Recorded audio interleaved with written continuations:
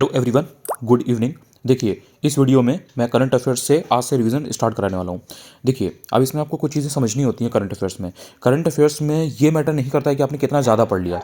Current affairs में ये matter करता है कि आपने जो पढ़ा है वो आपको कितना श्योर है। करंट अफेयर्स अपडेट होता रहता है। जो स्टैटिक के सब्जेक्ट होते हैं, जैसे हिस्ट्री हो गया, ज्योग्राफी हो गया, पॉलिटी हो गया, इनमें अगर आप देखोगे तो मेजर मेजर जितनी भी चीज़ें हैं वो सब स्टैटिक होती हैं। पॉलिटी में ठीक है, कुछ एक्ट हैं, कोई चीज़ें हैं, कुछ कुछ चीज़ें हैं, नए सेशंस हैं, राज्यसभा है, लोकसभा है, संसदीय कमेटी हैं, पार्लियामेंट्री कमिटीज़, ये सब चीज़ें बदलती रहती हैं, कुछ कुछ चीज़ें चेंज होती रहती हैं, मतलब इनमें अपडेट्स होती रहती हैं। जैसे अभी नारी शक्ति वंदन अधिनियम आया तो ठीक है, वो आपका करंट अफेयर्स में पॉलिटी का आ जाएगा। लेकिन जो पॉलिटी के पुराने आर्टिकल्स हैं, जो फंडामेंटल ड्यूटीज़ हैं, जो फंडामेंटल राइट्स हैं, जो डीपीएसपी है, इनमें बहुत ज़्यादा चीज़ें नहीं होती हैं। हाँ, कॉन्स्टिट्यूशनल अमेंडमेंट वगैरह आते रहते हैं। हिस्ट्री ज्योग्राफी तो आपने देखा है कि वो स्टैटिक का ही मेजर मेजर होता है। कुछ अगर अपडेट हो रहे हैं तो वो एक अलग बात है। लेकिन करंट अफेयर्स में क्या होता है ना, चीज़ें अपडेट होती रहती हैं। अपडेट होने की वजह से क्या होता है कि इंसान ने अगर पहले से उसको बहुत ज़्यादा अगर नहीं पढ़ा हुआ है, या पहले से उसको अगर उसने ध्यान नहीं दिया है, तो फिर बाद में अगर एग्जाम के 4-5 दिन पहले, 6 दिन पहले अगर आप कोई भी एक मैगजीन लेकर के उसको पढ़ोगे तो फिर आपको चीज़ें रिटेन करने में बहुत प्रॉब्लम होगी, क्योंकि आपको ये लगेगा पढ़ा तो है बट आप फैक्ट्स को रिटेन नहीं कर पाओगे, क्योंकि ऑब्वियसली आपने बहुत ज़्यादा पहले से ध्यान नहीं दिया है, पहले से पढ़ा नहीं है स्टैटिक सब्जेक्ट की तरह। तो करंट अफेयर्स में ये मैटर करता है कि आप जो पढ़ रहे हो सॉलिड पढ़ो। वहाँ पर आपको कन्फ्यूजन नहीं होना चाहिए कि ए या बी या डी, ये नहीं होना चाहिए। तो यहाँ पर करंट अफेयर्स की इस क्लास में मैं आपको मोस्ट इंपॉर्टेंट चीज़ें सिखाने वाला हूँ, दिखाने वाला हूँ। अगर आपके दिमाग में ये सारी चीज़ें रहेंगी तो जब भी कभी आप करंट अफेयर्स पढ़ोगे तो उसमें आप ये फिल्टर कर पाओगे क्या इंपॉर्टेंट है, क्या इंपॉर्टेंट नहीं है। तो आप बहुत ही सिलेक्टेड और लिमिटेड और फिल्टर्ड पढ़ोगे, जो कि एग्जाम एक ओरिएंटेड होगा, टू द पॉइंट होगा, कट टू कट होगा। और उसको जब आप पढ़ के एग्जाम में जाओगे तो एक तो आपके लिए याद करना आसान होगा, आपको रिवीजन में आसानी होगी, एंड उसका जो टाइम है, जो आप अभी तक बहुत ज़्यादा टाइम करंट अफेयर्स को दे रहे थे, वो टाइम आप बचा करके स्टैटिक को भी दे पाओगे, और वो आपको एक्चुअल में नंबर गेन कराने में हेल्प करेगा। मैं स्टार्ट करता हूँ यहाँ पे। देखिए, किस टाइप के करंट अफेयर्स में क्वेश्चन पूछे जा सकते हैं, ध्यान से देखिएगा। साइक्लोन या जो चक्रवाती तूफान वगैरह होते हैं ना, ये किस ओशन में उठा है, कहाँ पे उठा है, या उसका नाम क्या है, या इसका नाम किस कंट्री ने दिया हुआ है, ये बहुत पूछा जाता है। ये जितने भी लोग वरदान करंट अफेयर्स के ग्रुप में, पेड ग्रुप में हैं, उनको पहले से मैंने ये सब कराया हुआ है, वो जानते हैं। सेम इसी तरीके का क्वेश्चन, मतलब यही क्वेश्चन आप कह सकते हो कि कहाँ पे कौन सा उठा है, क्या नाम है। पेपर जॉय करके एपीएस के एग्जाम में 7 जनवरी को आया हुआ है। जिन्होंने वो पेपर दिया था या जिन्होंने भी वो पेपर देखा है, वो अगर उन्होंने देखा होगा तो वो ये बात जानते हैं। तो ये सारी चीज़ें मैंने समझा रखी हैं। अब जिसने ये पहले से समझ रखा है उसको ये सब चीज़ें समझ में अब आ रही होंगी, उसके लिए ये चीज़ें नई नहीं है। जिसने नहीं समझी हैं उसको ऑब्वियसली ध्यान रखना है। दूसरा पॉइंट ध्यान रखिएगा, इंडिया और इसकी जो नेबरिंग कंट्री है, जैसे बांग्लादेश हो गई, चाइना हो गई, या फिर पाकिस्तान हो गई, अफगानिस्तान हो गई, या फिर इधर आपका जो भी है, जैसे श्रीलंका हो गई, इनके बीच में अगर कोई ट्रेन या कोई ब्रिज बने कनेक्टिविटी के लिए, जैसे अगर इंडिया बांग्लादेश के बीच में नॉर्थ ईस्ट की साइड में अगर कोई एक ब्रिज बना दिया गया, या कोई ट्रेन चला दी गई कि ये पूरा इंडिया से बांग्लादेश को कनेक्ट करेगी, ये इंपॉर्टेंट हो जाता है। India Nepal, India Bangladesh, India Sri Lanka, इन 3 के केस में ये सारी चीज़ें काफ़ी रहती हैं। ऑब्वियसली श्रीलंका के केस में ट्रेन वेन वाला सिस्टम नहीं रहता है, बिकॉज वहाँ पे बीच में वो समुद्र पड़ जाता है, पानी पड़ जाता है। लेकिन जो आपका बांग्लादेश हो गया, नेपाल हो गया, वहाँ पे वो एक लैंड कनेक्टिविटी ज़्यादा है, तो इस वजह से वहाँ पर ये चीज़ें आप देखते रहते हो। तो ये दूसरा पॉइंट है, आप ध्यान रखना। इसके बाद में बात आती है कि यूपी में अगर इलेक्शन हुआ है तो उससे रिलेटेड जरूर पूछ सकता है। जैसे कि आपको इस तरह से देखना है कि जैसे यूपी में पंचायत के इलेक्शन हुए थे। अब 14 मई को यूपी पीसीएस का 2023 का प्रीलिम्स था। अब उसमें ग्राम सभा से रिलेटेड डायरेक्ट क्वेश्चन पूछा गया था। तो वो जो चीज़ है ना, वो ऐसा नहीं है कि एग्जाम के 4 दिन पहले एकदम से हुई है तो वो एग्जाम में नहीं आ सकती। अगर वो चीज़ पिछले 4 महीने से न्यूज़ में चल रही है, जैसे पंचायत की जो इलेक्शन है वो नवंबर दिसंबर से चल रहे थे, पूरा उसकी नोटिफिकेशन रिलीज हुई, देन उसकी बातें हुई, पूरा चल रहा था, जनवरी फरवरी मार्च अप्रैल। तो फिर जब इलेक्शन हुए, तो जब मई में आपका यूपी पीसीएस 2023 का पेपर हुआ तो ग्राम सभा वाला क्वेश्चन पूछा गया था। तो इस तरह से आपको समझना है कि जैसे यूपी में इलेक्शन हो रहा है, या जैसे मान लीजिए केंद्र के इलेक्शन होने वाले हैं हम सेंटर के 2024 के लोकसभा के, तो आपसे लोकसभा की सीट्स हो गई, राज्यसभा की सीट्स हो गई, या फिर इवन विधानसभा की जो स्पीकर वगैरह हो गए, ये पूछे जा सकते हैं कि कौन सा नया निर्वाचित हुआ है। या अगर कोई चीज़ ऐसी है इलेक्शन से रिलेटेड जिस पर बहुत ज़्यादा अगर डिस्कशन हुआ है, जैसे अभी आपने देखा होगा इधर बीच कुछ समय से ईडी के ऊपर बहुत ज़्यादा बात हो रही है। केजरीवाल की बात के, दिल्ली के जो सीएम है केजरीवाल जी, उनके ऊपर बात की जाए, या जो और पहले इसके पहले संजय सिंह थे उनको लेकर के बात की जाए। आपने देखा होगा इधर उधर कुछ ना कुछ ऐसा होता रहता है कि ईडी बहुत न्यूज़ में रहती है, सीबीआई बहुत न्यूज़ में रहती है, एनआईए बहुत न्यूज़ में रहती है कि एनआईए जाँच कर रही है, एनआईए को जाँच करनी है। तो ये सारी चीज़ों को आपको थोड़ा सा ध्यान में रखना है, इनसे रिलेटेड क्वेश्चन बन जाते हैं। इसके बाद में चौथा पॉइंट ये है कि स्टैटिक के जो मोस्ट इंपॉर्टेंट पॉइंट्स होते हैं उनका करंट पूछ सकता है। इसका मतलब क्या है? इसका मतलब ये है कि जैसे स्टैटिक का टॉपिक है नेशनल फूड सिक्योरिटी एक्ट, अब ये स्टैटिक का है। अब इसका जो करंट का पोर्शन है वो क्या है? ई राशन कार्ड। अब ई राशन कार्ड पूछ लेगा आपसे, तो आपको पता होना चाहिए कि ई राशन कार्ड अच्छा किस स्टेट में सबसे पहले किया गया था। इसके बाद में आपको ध्यान रखना है कि जो फॉरेस्ट रिपोर्ट है उसका लेटेस्ट डेटा पूछ लेता है। तो उसमें जैसे एमपी है, यूपी है, या जो नॉर्थ ईस्ट के जो स्टेट्स होते हैं इनका डेटा जरूर ध्यान रखें, क्योंकि यूपी का तो ऑब्वियसली आपका एग्जाम है, एमपी थोड़ा सा फॉरेस्ट वॉरेस्ट के मामले में रहता है। और नॉर्थ ईस्ट में भी क्या होता है ना कि वहाँ पे या तो एकदम से कम हो जाता है फॉरेस्ट का, या फिर कभी कभी क्या होता है किसी किसी स्टेट में फॉरेस्ट बहुत ग्रो करता है, वहाँ पे फॉरेस्ट डिग्रेडेशन नहीं हुआ होता है पिछले 3-4 सालों में, 5 सालों में, तो वो इंपॉर्टेंट हो जाता है। तो स्पेशली आपको यूपी, एमपी और नॉर्थ ईस्ट के जो स्टेट्स हैं इनके बारे में थोड़ा थोड़ा ध्यान रखना है। फिर बात आती है छठे नंबर पे 6 पॉइंट जो है, उसमें यह है कि जो फिश है, स्पेशली फिश का आपको जो प्रोड्यूसर वगैरह है वो थोड़ा सा देख लेना चाहिए कि ऑल ओवर वर्ल्ड कौन कर रहा है। चाइना कर रहा है, जापान कर रहा है, इंडिया कर रहा है, कौन कर रहा है, ये आपको पहले दूसरे नंबर पे देख लेना चाहिए। इंडिया की रैंक बेसिक बेसिक पता होनी चाहिए, बहुत ज़्यादा इन डेप्थ नहीं जानना है, सिंपली पता होना चाहिए कि जो कुछ कुछ कमोडिटी है उनमें नंबर 1 नंबर 2 कौन है, या इंडिया की रैंक क्या है। और इसके बाद मैं बात करते हो 7वां पॉइंट ये है कि जो मोस्ट इंपॉर्टेंट स्कीम्स हैं उनका करंट डेटा जरूर पता होना चाहिए। मोस्ट इंपॉर्टेंट स्कीम की बात मैं कर रहा हूँ, मैं सारी स्कीम की बात नहीं कर रहा। अब जैसे आपसे अगर मान लीजिए मेक इन इंडिया की बात की जाए तो मेक इन इंडिया आपको पता होना चाहिए, बहुत बड़ी है। इसी तरह के स्वच्छ भारत अभियान है, आपको पता है जब से स्टार्ट हुआ है उससे लेकर के आज तक स्वच्छ भारत की बात की ही जाती है। इवन आपने देखा होगा लक्षद्वीप अभी जब पीएम मोदी जी गए हुए थे तो वहाँ पर भी वो दिखा रहे थे उसको कि नहीं, इस तरह से मतलब उन्होंने भी सफाई को प्रमोट किया कि हाँ स्वच्छता रखी जाए और कूड़ा उड़ा ना किया जाए बीच पर, उसके लिए भी एक प्रॉपर होता है, आपने देखा होगा सर्टिफिकेशन होता है सफाई के लिए बीच वगैरह पे। तो इसलिए जो भी मोस्ट इंपॉर्टेंट स्कीम है जैसे जल जीवन मिशन हो गया, प्रधानमंत्री आवास योजना हो गया, इन सबका करंट डेटा आपको जरूर पता होना चाहिए। उसके अलावा जो हृदय है और स्मार्ट सिटी है, ये फोकस है, इस पर फोकस रहता है आयोग का, तो आपको ध्यान रखना है। इसके अलावा जैसे मनरेगा हो गया, या फिर आपका पीएम जन धन योजना हो गई, जल जीवन मिशन हो गया, प्रधानमंत्री आवास योजना हो गई, स्किल रिलेटेड स्कीम जितनी भी होती हैं, कौशल विकास से संबंधित जितनी भी स्कीम है वो थोड़ा थोड़ा आपको देख लेनी है, इस पर स्पेशल फोकस रहता है आयोग का। इसके बाद में ऐसी ऐसी कुछ कुछ स्कीम जो वुमेन या चिल्ड्रन या दिव्यांगजन को टारगेट करती हैं, तो उनका आपको जरूर ध्यान रखना है। जैसे मान लीजिए कि यूपी में मिशन शक्ति है, तो मिशन शक्ति इज़ वेरी वेरी इंपॉर्टेंट। या पीएम पोषण है बच्चों के लिए, ठीक है, तो वो बहुत इंपॉर्टेंट है। पहले जैसे मिड डे मील हुआ करती थी उसको ऑब्वियसली पोषण के थ्रू वो कर दिया गया, मर्ज कर दिया गया। तो ये सब जो इन पर्टिकुलर सेक्शंस को टारगेट करती हैं इनको आपको जरूर ध्यान में रखना है। उसके अलावा बजट में जो डिस्कस्ड स्कीम होती हैं वो सब आयोग की फेवरेट होती है, जैसे जल जीवन मिशन है, प्रधानमंत्री आवास योजना है। अब ये सब अगर बजट में डिस्कस्ड हैं, इनको अगर पैसे वैसे अलॉट किए गए तो ये डेफिनेटली बहुत इंपॉर्टेंट है। यूपी के अंदर बहुत बड़ा अगर कोई अभियान है या इंडिया लेवल पर कोई अगर बहुत बड़ा अभियान या कैंपेन चल रहा है तो वो मोस्ट इंपॉर्टेंट होता है, जैसे कि न्याय आपके द्वार या फिर आज़ादी का अमृत महोत्सव। ये सब ऐसे हैं कि ये ऑल ओवर इंडिया और यूपी दोनों में ही बहुत इंपॉर्टेंट है। तो अगर यूपी में कोई चीज़ हो रही है आज़ादी के अमृत महोत्सव से रिलेटेड तो यू शुड नो।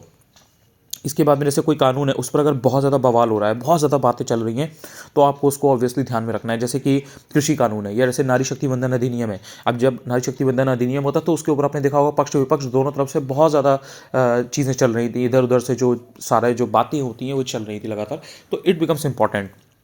ये जैसे वुमेन का रिजर्वेशन की बात ऑब्वियसली उसमें नारी शक्ति वंदन अधिनियम में तो वो चल रही थी, तो ये सब आपको ध्यान में रखना है।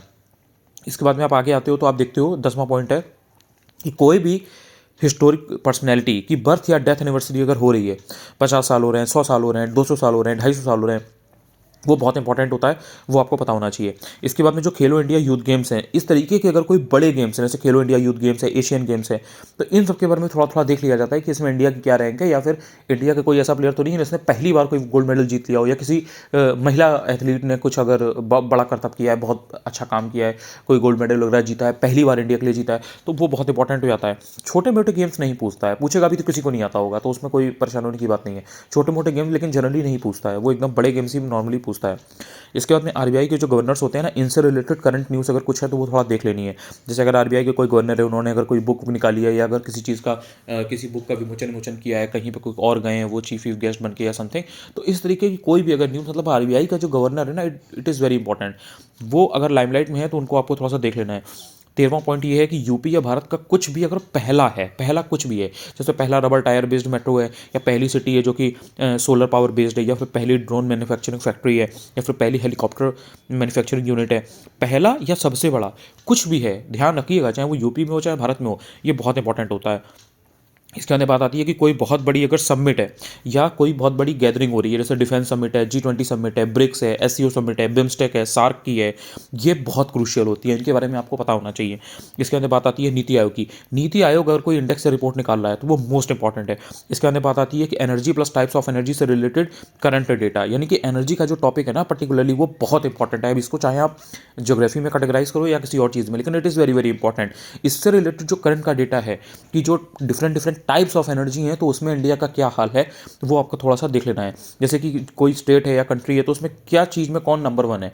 जैसे अगर बात करो नॉर्वे की, तो नॉर्वे में जो एनर्जी, किस टाइप की एनर्जी वहाँ पर सबसे ज़्यादा कॉन्स्टिट्यूट करती है, सबसे ज़्यादा परसेंटेज है वहाँ का। इंडिया में अगर आप बात करो तो यहाँ पर कौन सी टाइप की एनर्जी सबसे ज़्यादा है। तो ये आपको थोड़ा सा करंट डेटा हल्का हल्का मालूम होना चाहिए।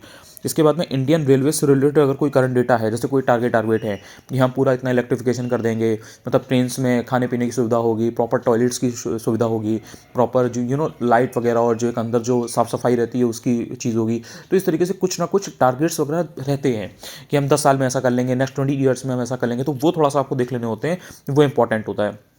इसके बाद में जो गन्ना है, स्पेशली गन्ने की बात मैं कर रहा हूँ, गन्ना हो गया, वीट हो गया, राइस हो गया, मिल्क हो गया, इनके प्रोड्यूसर आपको थोड़ा सा देख लेने हैं। इंडिया किसकी रैंक मतलब क्या है, और वर्ल्ड में इनकी रैंक जो है वो इसमें नंबर 1 पे कौन है। यही कमोडिटी सबसे ज़्यादा पूछी जाती है। वीट हो गया, राइस हो गया, मिल्क हो गया, गन्ना हो गया, तो इनका आपको एटलीस्ट पता होना चाहिए।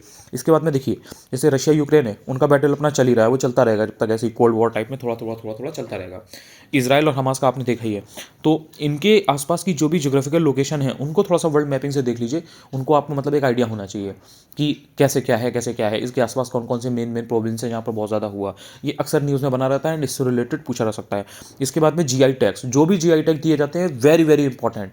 अगर कश्मीर का कोई दिया गया है, यूपी के जैसे ऐड हुए हैं अभी, तो आपको ये पता होना चाहिए कि अच्छा ठीक है, यूपी का कौन सा ऐड हुआ है, या कश्मीर का कौन सा ऐड हुआ है, या कर्नाटक का कौन सा ऐड हुआ है। इसके बाद में आप बात करते हो नागालैंड। नागालैंड से रिलेटेड कुछ भी करंट अफेयर्स हो, आपको एग्जैक्टली रट लेना है, पढ़ लेना है, बहुत इंपॉर्टेंट होता है। नागालैंड से रिलेटेड जरूर पूछता है। इसके बाद में बात करोगे, जिन स्टेट्स में इलेक्शन हो रहा है वहाँ का करंट अफेयर्स बहुत इंपॉर्टेंट होता है। जैसे कि एमपी हो गया, राजस्थान हो गया, छत्तीसगढ़ हो गया। अब इन तीनों स्टेट्स में इलेक्शन हुए हैं, अब तो इनके सीएम और जो डेप्यूटी सीएम है वो भी इलेक्ट हो चुके हैं, वो भी अपॉइंट हो चुके हैं। तो होता क्या है कि यहाँ से उनकी जो स्कीम वगैरह होती है इन पर्टिकुलर स्टेट की, जैसे कि अगर आपसे पूछा जाए कि मुख्यमंत्री लाडली बहना योजना कहाँ की है, तो आपको पता होना चाहिए कि अच्छा ठीक है ये एमपी की है। इसी तरीके से कुछ कुछ छत्तीसगढ़ की हैं, इसी तरीके से कुछ कुछ राजस्थान की हैं। तो वो बहुत इंपॉर्टेंट होती हैं। वहाँ के जो स्पीकर वगैरह होते हैं विधानसभा के, या जो और भी वहाँ के जो मेन गवर्नर वर्नर हैं स्टेट के, वो आपको आइडिया होना चाहिए। जैसे कि एमपी, छत्तीसगढ़ और राजस्थान, यहाँ के जो गवर्नर है बस इनको आपको देख लेना है। इसके बाद में आगे आते हैं, देखिए जो क्रूड ऑयल होता है, कच्चा तेल, और नेचुरल गैस, ठीक है, इनसे रिलेटेड जो करंट अफेयर्स है थोड़ा बहुत आपको देख लेना है। जैसे अगर न्यूज़ में इनसे रिलेटेड थोड़ा बहुत कुछ चल रहा है तो वो आपको उस पर थोड़ा ध्यान ज़्यादा देना है, ये चांसेस हैं कि ये ज़्यादा आपसे पूछा रहेगा। देन बात आती है यूपी के एक्सप्रेसवे की, ये फेवरेट है आयोग का। मतलब अगर आपने यूपी के एक्सप्रेसवेज को नहीं पढ़ रखा है, जैसे बुंदेलखंड एक्सप्रेसवे है, गोरखपुर लिंक एक्सप्रेसवे है, या गंगा एक्सप्रेसवे है, या फिर जो आपका ये पूर्वांचल एक्सप्रेसवे है, अगर आपने इनके बारे में नहीं पढ़ रखा है कि ये कितने जिलों से होकर के जाएगा, किससे कहाँ से शुरू हो रहा है, कहाँ पे खत्म हो रहा है, इसकी लेंथ क्या है, तो फिर आप कहीं ना कहीं मिस आउट कर रहे हो एक क्वेश्चन। कभी भी पूछा जा सकता है, इसमें कोई ऐसा नहीं है कि इसमें नहीं आया उसमें नहीं आया, ये आयोग के फेवरेट है, कभी भी आपको दे देगा। जो लोग मुझसे पहले से जुड़े हुए हैं वो ऑब्वियसली जानते हैं, मैंने उनको बहुत पहले तैयार करवा दिया था, तो ये सब उनके सॉलिड नंबर हैं। अगर उन्होंने तभी के तभी याद कर लिया था तो उनको कोई दिक्कत ही नहीं है, ये आएगा क्वेश्चन फट से वो कर लेंगे। So it is as simple as that. इसके बाद बात आती है कि यूपी के जैसे मिर्जापुर हो गया, सोनभद्र हो गया, यहाँ का करंट अफेयर जरूर देख लिया करिए कभी भी, जब भी आप कभी पढ़ रहे हैं ना, तो उसमें अगर आपको यूपी का मिर्जापुर या सोनभद्र की तरफ की कोई चीज़ देखने को मिल रही है, कहीं भी कोई भी डेवलपमेंट का काम हो रहा है या कुछ भी हो रहा है, वो आपको ध्यान रखना है, वो ज़्यादा इंपॉर्टेंट होता है। इसके बाद में नासा या इसरो के जो मिशन होते हैं वो बहुत इंपॉर्टेंट होते हैं। अगर इन्होंने मिल करके कोई ऐसा प्लान बनाया है कि चलो हम 10 साल बाद इतना करेंगे या 5 साल बाद हमारा ये प्लान है, वो बहुत इंपॉर्टेंट होता है, कई बार आ चुका है, आयोग का फेवरेट में आता है ये। इसके बाद बताती है हाइड्रो पावर की। हाइड्रो पावर एक ऐसा टॉपिक है ना स्टडी का जिस पर आयोग स्पेशली फोकस करता है। आप देखोगे अगर ढंग से, अगर आपने PYQ पढ़ा होगा, जो कि आपने अब पढ़ लिया है, बिकॉज अब तो 1 महीना रह गया है, तो ये चीज़ आप 4-5 महीनों से 6 महीने से कर रहे हो, तो उनको मालूम है कि जो हाइड्रो पावर का टॉपिक है ना ये बहुत इंपॉर्टेंट है। इससे रिलेटेड आपको स्टैटिक की चीज़ें जरूर तैयार करनी है। इसके अलावा ग्लोबल क्लाइमेट रिस्क इंडेक्स, देखो क्लाइमेट से रिलेटेड डिफरेंट डिफरेंट चीज़ें चलती रहती हैं। जैसे अभी आपने देखा होगा हाल में COP28 हुआ है दुबई में, तो हमेशा कुछ ना कुछ चीज़ें, कोई ना कोई फंड हो गया, कोई ना कोई चीज़ हो गई, कोई ना कोई टारगेट हो गया, क्लाइमेट से रिलेटेड, इन्वायरमेंट से रिलेटेड न्यूज़ में रहता ही रहता है, और वो बहुत इंपॉर्टेंट होता है। इसलिए स्पेशली आयोग का फेवरेट है ग्लोबल क्लाइमेट रिस्क इंडेक्स। इसके बारे में आपको जरूर पता होना चाहिए कि हाँ ठीक है, इसमें इंडिया की रैंक क्या है। मतलब अगर हाल में निकला है तो, अब ऐसा नहीं है कि 3 साल पहले निकला था तो आप ऑब्वियसली उसके बारे में पढ़ रहे हो, वो नहीं पूछा जाएगा। लेकिन जब भी आपका एग्जाम हो रहा है उसके पहले अगर ग्लोबल क्लाइमेट रिस्क इंडेक्स निकला हुआ है तो chances are very very high कि इट कैन बी आस्क्ड, तो उसको आपको जरूर देखना है। देखिए इंपॉर्टेंट नोट है ये, इसको हल्के में नहीं लेना है, वरना फिर आपके ऊपर है। देखिए मैं उसमें से हेल्प नहीं कर पाऊंगा। ऊपर के जितने भी पॉइंट्स मैंने आपको बताए हैं, टोटल 28 पॉइंट बताए हैं, इन सारे पॉइंट्स को आपको आज के आज याद करना है। मतलब ये चीज़ें आपके दिमाग में होनी चाहिए, ये बेसिक है। और ये अगर आपके दिमाग में है तो आप हज़ारों लोगों से आगे हो। 10-20 हज़ार 25 हज़ार लोगों को ये सब चीज़ें मालूम ही नहीं है। वो पहले पेज से उठाते हैं और पेजेस के हिसाब से पढ़ते हैं। पेजेस के हिसाब से नहीं पढ़ना होता है, टॉपिक के हिसाब से पढ़ना होता है। इतनी सारी चीज़ें करंट अफेयर्स में होती हैं, इतनी सारी न्यूज़ होती है, इतनी सारी इन्फॉर्मेशन होती है कि उसमें से अगर आपको ये नहीं पता है कि what to read and what not to read, तो आप सारी चीज़ें पढ़ोगे। एंड सारी चीज़ें पढ़ोगे तो you need to revise that. अगर आपने उसको रिवाइज नहीं किया तो कहीं ना कहीं आप भूल जाओगे, आपको कंफ्यूजन होगा।